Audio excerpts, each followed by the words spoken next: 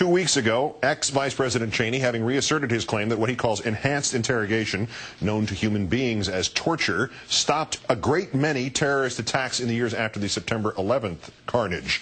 Except former senior government officials who closely followed those enhanced interrogations are disputing Mr. Cheney. Those officials telling the Washington Post that the waterboarding of high-profile captive Abu Zubaydah turned a somewhat cooperative detainee into a machine who produced only false leads. Quoting the newspaper, not a single significant plot was foiled as a result of Abu Zubaydah's tortured confessions. Nearly all of the leads obtained through the harsh measures quickly evaporated, while most of the useful information from Abu Zubaydah was obtained before waterboarding was introduced. Moreover, those officials claiming that the drive to waterboard Zubaydah came from the Bush White House, adding, quote, that the pressure from upper levels of the government was tremendous. They couldn't stand the idea that there wasn't anything new. They'd say, you aren't working hard enough.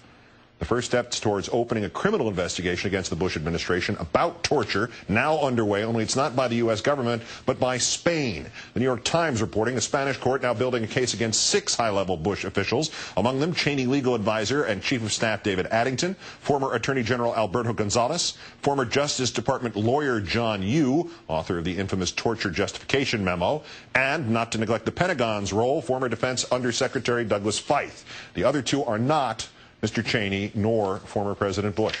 For more on all this, let's turn to Jonathan Turley, George Washington University law professor and constitutional law expert. John, good evening. Hi, Keith. Vice President Cheney criticized Obama as recently as 2 weeks ago when he claimed Americans are now less safe because of the new administration's new policies on national security. And here we have officials who witnessed the old policies in action, saying they were not only completely ineffective, but they turned a fairly cooperative detainee into a guy who just said anything to stop the pain. Is this the moment at which we have jumped from a theory that torture does not work on any moral or practical level to a fact that torture does not work on any moral or practical level?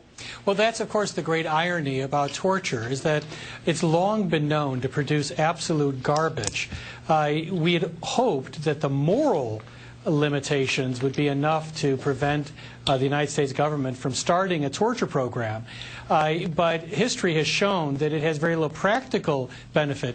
And the terrible thing is how cheaply the Bush administration sold our collective soul on this issue, how little we got for it. It's the ultimate Faustian bargain. The appearance that is left is that there were people in the White House on a visceral level wanted to have rough techniques exercised against these people.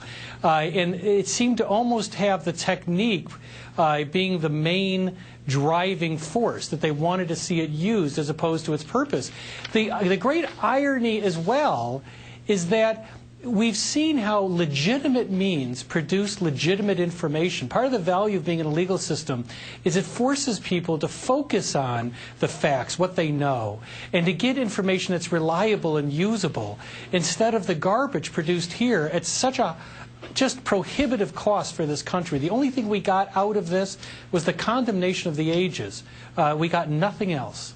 Have we seen any movement yet out of the Holder Justice Department or any other part of the Obama administration about doing something about Bush administration abuses of power like torture?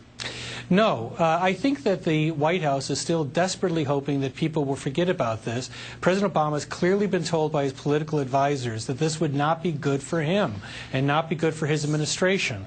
But of course, this isn't supposed to be a discretionary act. We're bound to do this. Now, the Spanish inquiry creates a very interesting prospect for Obama. That is, he can take the high road finally, right now, by saying that we prefer to do our own investigation. It's not my choice. I'll have a special prosecutor in the United States look into these, not to have foreign tribunal.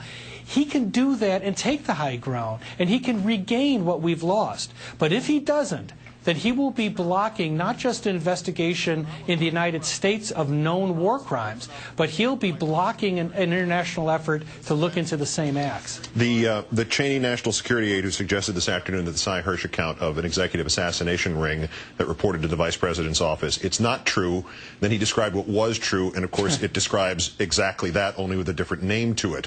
Should the Spanish prosecutors be taking notes because they don't include Cheney in their investigation here? They're focusing on 6 other figures. Well, I think so. But, you know, Dick Cheney is every criminal defense attorney's nightmare. I mean, he's going around virtually selling torture like it's a sham product. And, you know, this is very embarrassing for Obama, because the reason he's out there, the reason he's having these conversations is because Obama's protecting him from a criminal charge, from a criminal investigation. He wouldn't be doing this if Obama simply said, look, what you are describing is a crime. Now, you can keep on talking about it, you can incriminate yourself, but I'm not going to protect you. I'm going to leave it to a professional prosecutor to determine whether what you're saying so proudly happens to be a criminal act. You're an expert on the U.S. Constitution. I don't know. We've never discussed what you know about the Spanish government, but do you have any idea why on earth? I mean, even this Spanish magistrate who's doing this in Spain seems to be pulling his punches and not going after the former vice president and the former president of this country. You got any idea why?